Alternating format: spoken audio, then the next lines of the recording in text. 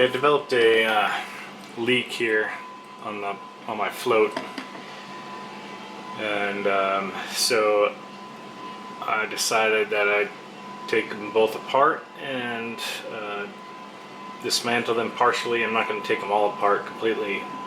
These are my HS6s off my MGC, and so I'm going to refurbish them. I got a SU kit here.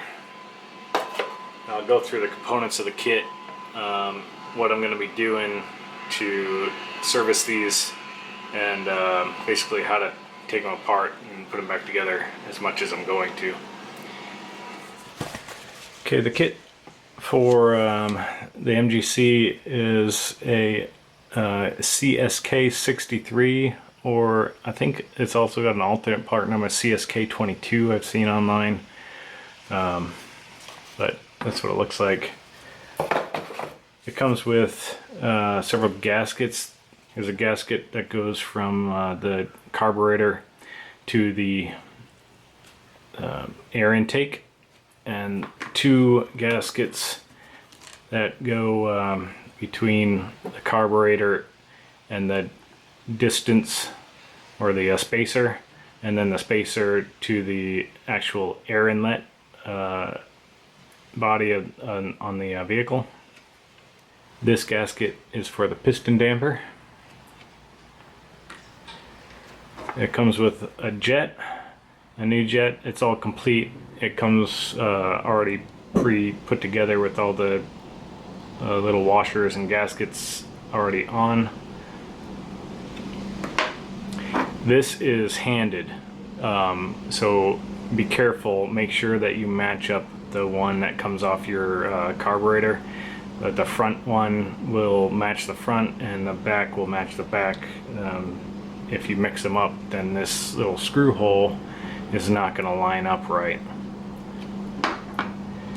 Comes with a new float needle and seat. Comes with a like a locking tab washer for the spindle, the throttle spindle. I don't think I'm going to be taking that apart. I'm not taking apart the throttle plate and the throttle spindle, so I probably won't use this part. It also comes with a couple of snap washers, snap rings here. These little things go on the side right here. They snap on and hold this arm in place that goes down to your jet.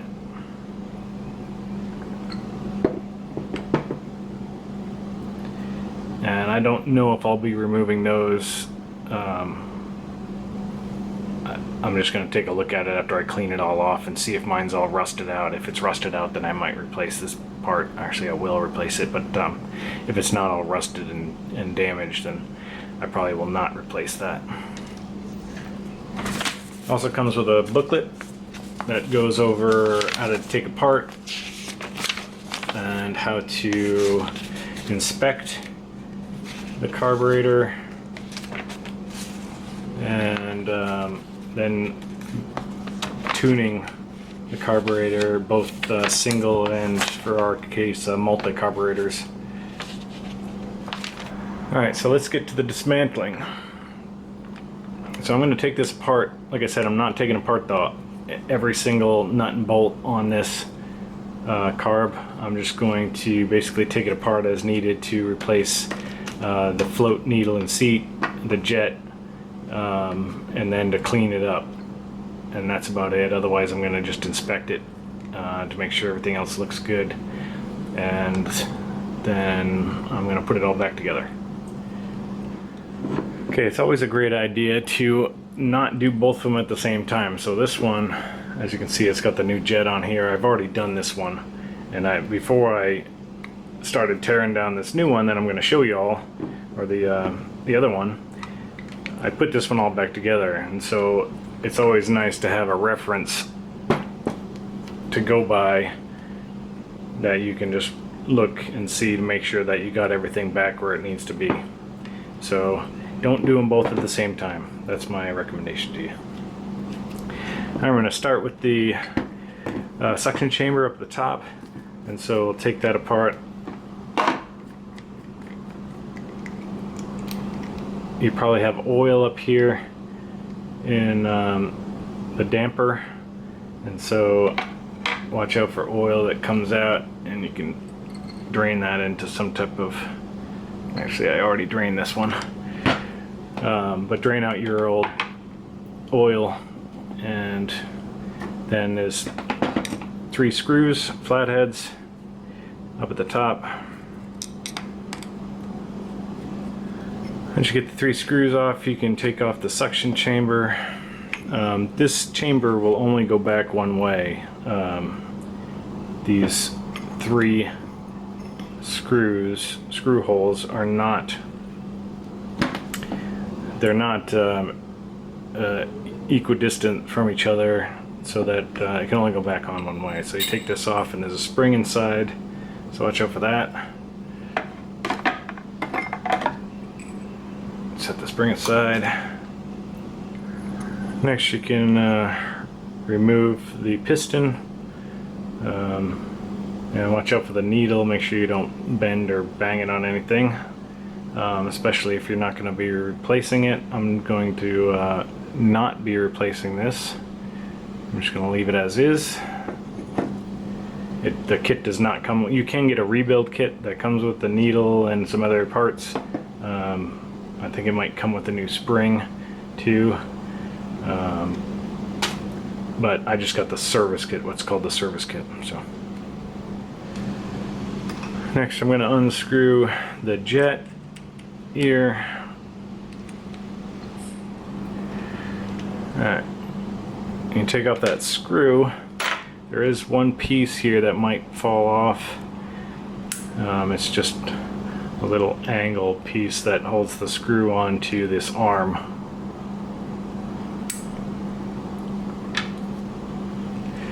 Then you can remove the jet through the bottom, like so, and we'll take it off. Actually, see how loose that is? It should not be that loose. That shouldn't have fallen out like that for my float here, and that's probably why I was leaking so bad with fuel. So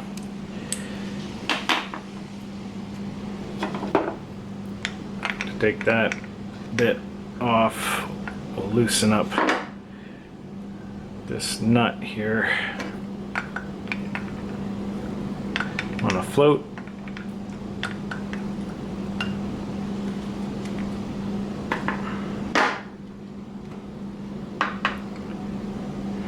And then be careful you don't forget things, like inside this float hole there is a washer, so get a pick or something and make sure you get that out of there.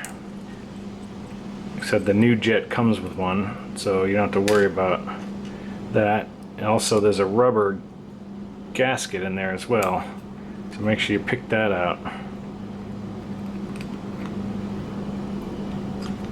There, this little rubber gasket, take that out as well, and you can basically chuck that stuff because you're gonna, the new one comes with all the parts you need. Next, I'm going to remove the jet adjusting nut, which is this outer one, and then there's a spring, and then there's a jet locking nut, which is the bottom one that's actually against the body of the carburetor, and then inside there's the what's called the the bushing. And so I can remove this just by unscrewing that there, and then the jet adjusting nut comes off, the spring, and then the bushing is this brass part here, and then the jet locking nut is still on the body. I'm gonna have to take that off with a 18mm. When you break that locking nut loose with an 18mm, and then it'll come out, and here is the jet bushing, and the bushing has this small little copper washer on there, so don't lose that. We'll just kind of keep all this together, and I'm just gonna I took it apart so I can clean this up.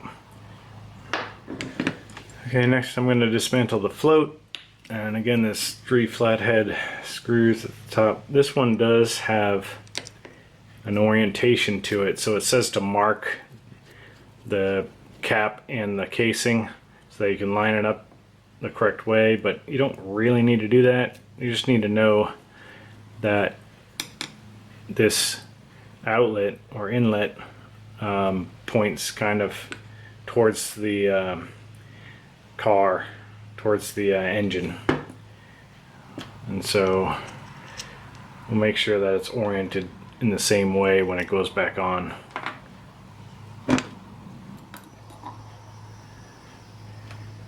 Take this off. There's a gasket here, we can remove that. That'll be replaced in the kit. And then here's the float, and the needle and seat are in there. And we will be removing those.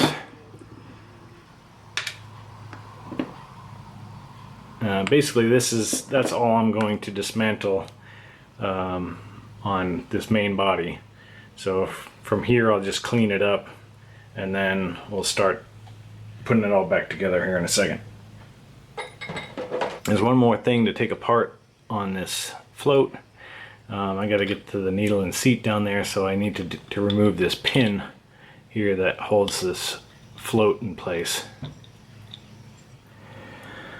Okay, to remove this pin, if you tap it a bit from both sides, you'll notice that one way it will nearly come all the way out, and so that's the way you gotta basically remove it. So now that I know it's coming out this way, I'll just grab onto it and I'll pull it out.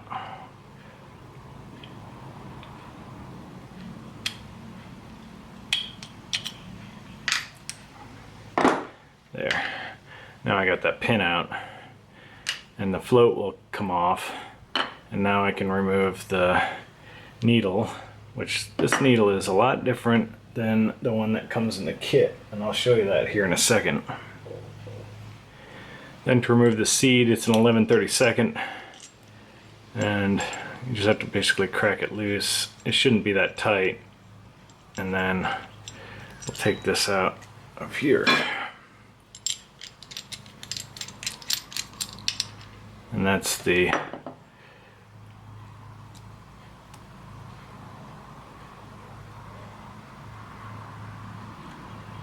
needle, or the seat.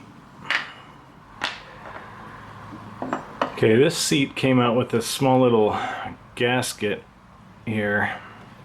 It looks like a paper gasket actually. The other one did not have that. The other float bowl did not have this paper gasket. Alright, so after a bit of research, figured out that those washers that I was showing you are part of the, that's how you make the float the proper distance between the float and the cap of the float bowl. So you put in more washers to increase the distance. So mine currently don't have any washers, and so another way you can do that is check to see if that's proper.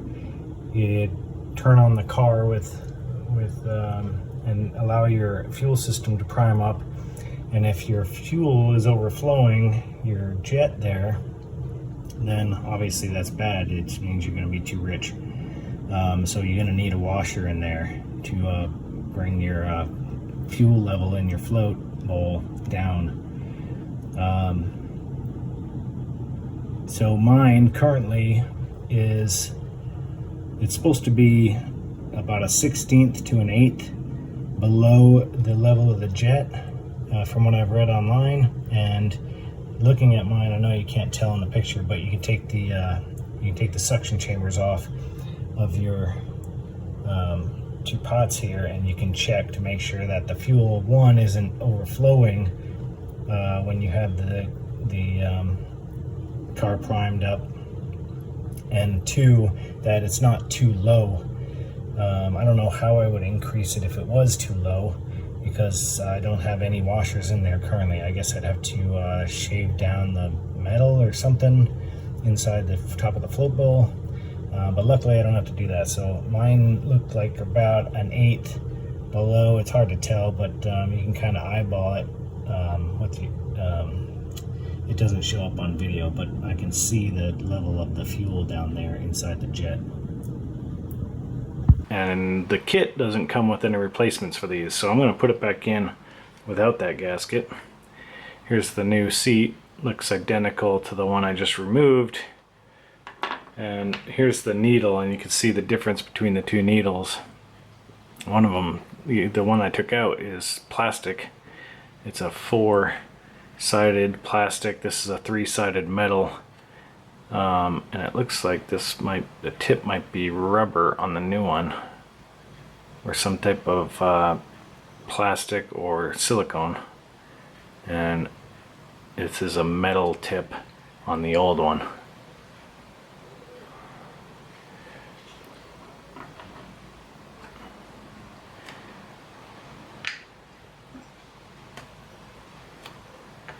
I'm going to clean up this float bowl lid before I put it all back together, and so that's what I'm going to do next. I'm just going to basically clean up all the parts with some carburetor cleaner, and then get ready to put it all back together.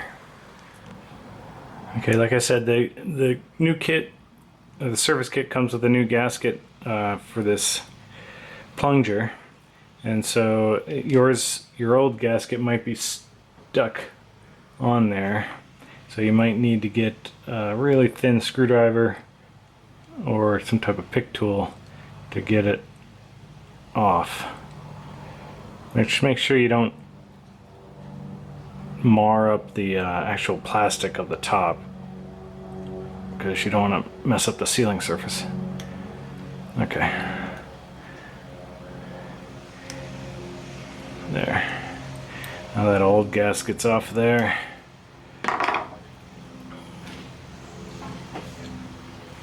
And clean it up.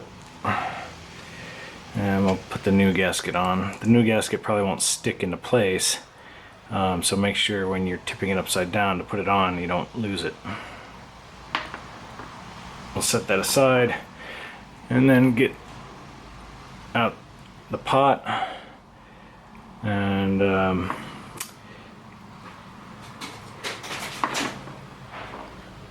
can actually put the plunger in there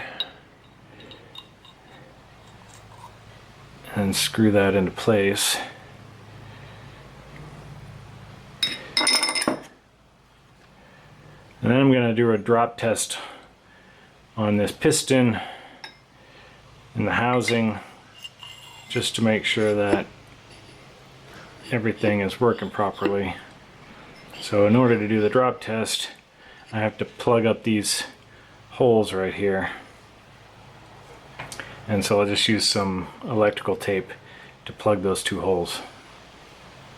Okay, so as you can see, I got those holes lined or covered up with the electrical tape. And so you're basically just going to tip it upside down and see how long it takes for the piston to touch your finger.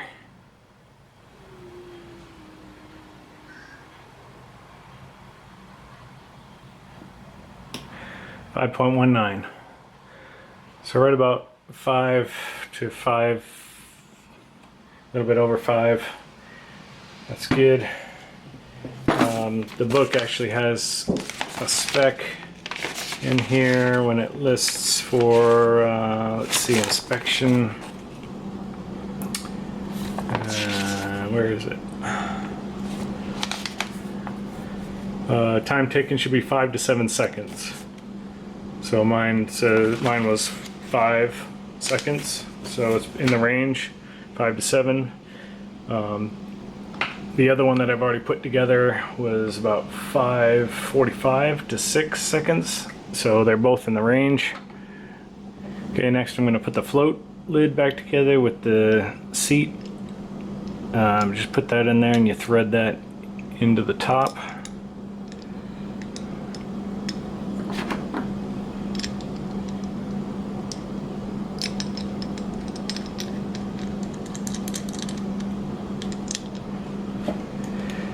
And I'm gonna tighten it just hand tight there. I'm not gonna really crank it down too much. And then the needle drops right inside there. Okay, now that the needle's in, the float's gonna sit just kind of like that, and you have to put that pin back through. If you look at the pin, one side of it will have some ridges on it. You probably can't pick it up on the camera, but this side here that I'm touching has got the ridges on it, and so I'm going to put the other side through first.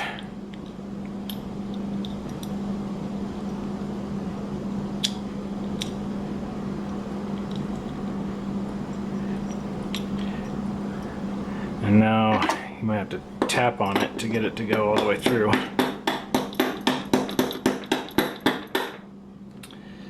And it won't necessarily go all the way through, we're just gonna have to sit there, and so that's what it'll look like when it's done. And make sure that when the float pushes up on the needle, it moves freely.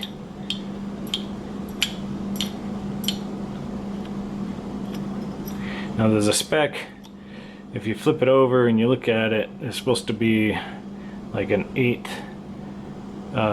to 5/16 of an inch.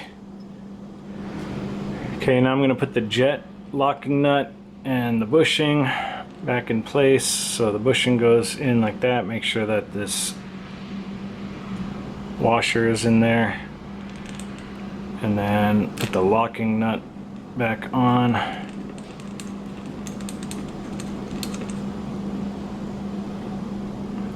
Now don't tighten it down too much. The bushing should have a little bit of play in there. And what I'm going to do is I'm going to look straight down at that bushing inside of there and try to center it as much as I can. And then tighten down that locking nut with it centered. There. That looks pretty centered to my eye. I don't know if you can pick it up on the camera, but looks pretty good, centered. Now I kind of tightened it down, and now I can tighten it.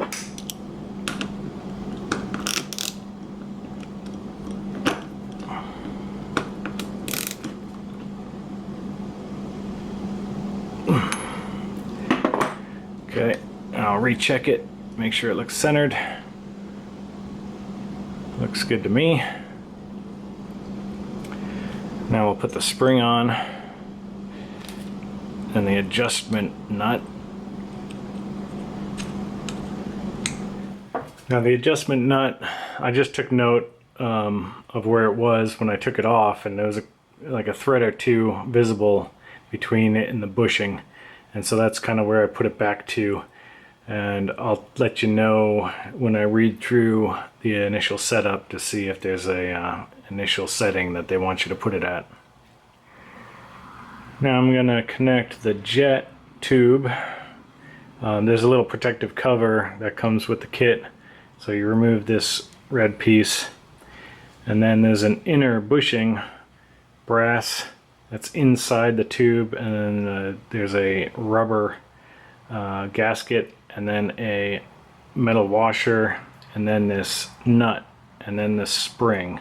So you gotta basically hold the spring back as you place this in, and inside here you'll see, you might not be able to see it on the camera, but there's two holes. There's this outer hole that you can obviously see, but then inside there's an inner hole, and you gotta put that tube in until it sits inside that inner hole,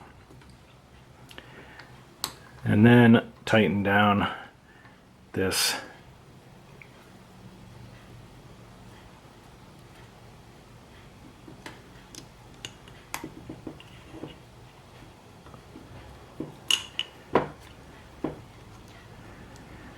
nut.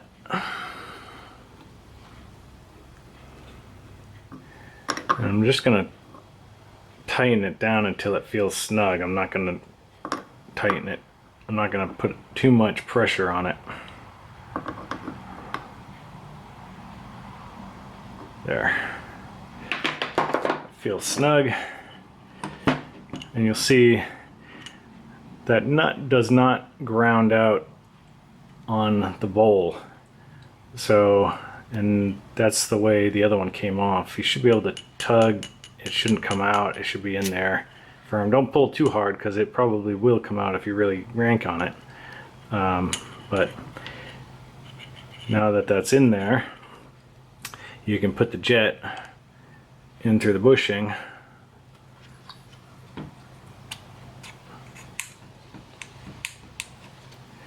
Like so.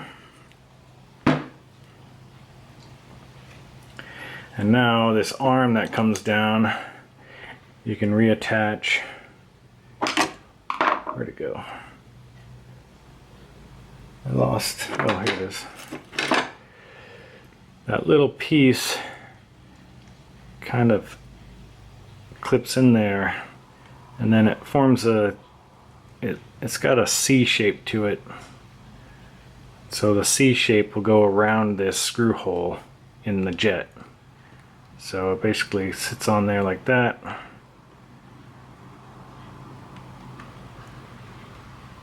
And then you got to put that screw back in that came off.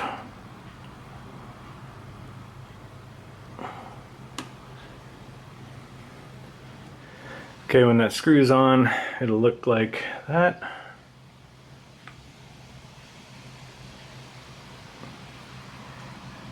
And then when you move it, of course the jet will move. And it should bottom out when it's all the way released. Like that. And there shouldn't be any bindings either, so if it's binding or wanting to catch, then you got to recheck probably your bushing in there, and also make sure that there's nothing on your jet, like any debris. Next we'll grab our new float bowl gasket, set that on top, and put our float on. And remember that this tube here was pointing towards the engine, so the engine will be over here near the throttle plate. And now you can put some of these flathead screws back in. There's one with an ID, or mine has an ID, and the ID tag came off of here, so I'll put that one back on.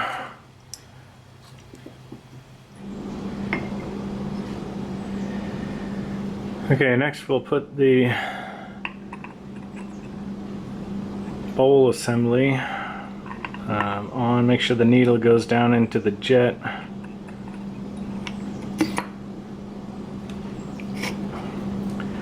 And we'll line up the chamber. Okay, now we can press this plunger over here on the side to lift up. Make sure that lifts up.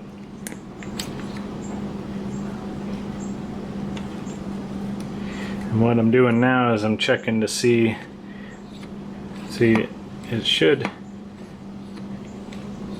kind of thud. It looks like it's binding a little bit when I lift up on the piston and then drop it. It should hit, but it's kind of binding. So that means the jet isn't centered. Now if I lower the jet and then do it,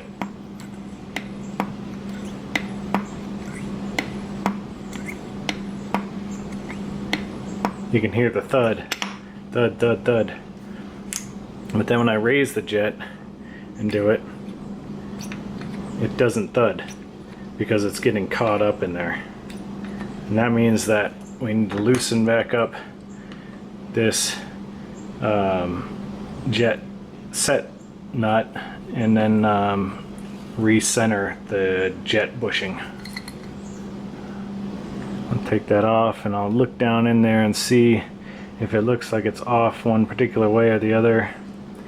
It might be off biased a little bit to the right of screen here, so I'll loosen up that nut here and I'll kind of try to push that bushing over to the left a little tiny bit, and then I will retighten that nut.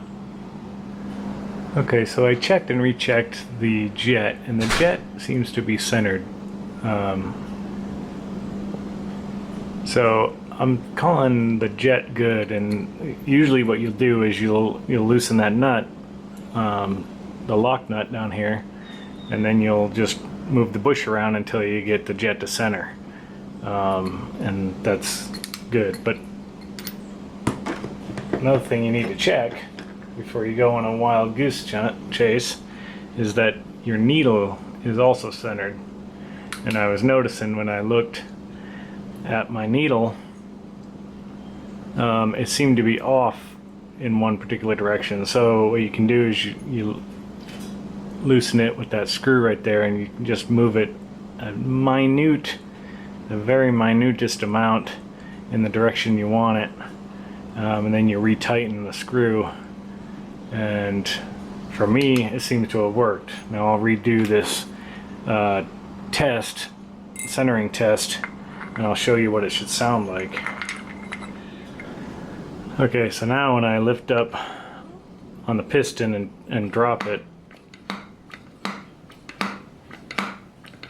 you can tell there's a thud where it hits. There's no binding in the jet. The needle isn't binding against the jet.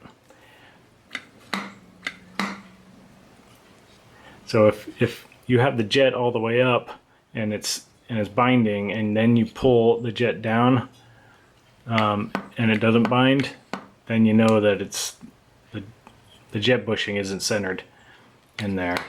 But mine happened to be the needle that was a little off, and so now it's going up and down just like it should.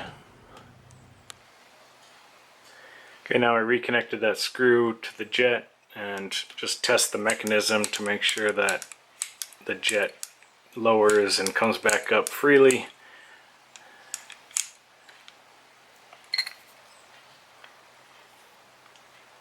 And now I just, now that I've done the drop test or the centering test, I'll take these screws off again and I'll put the spring back in. Okay, I'll take the spring, put that in, and then make sure that the spring goes around the oil tube.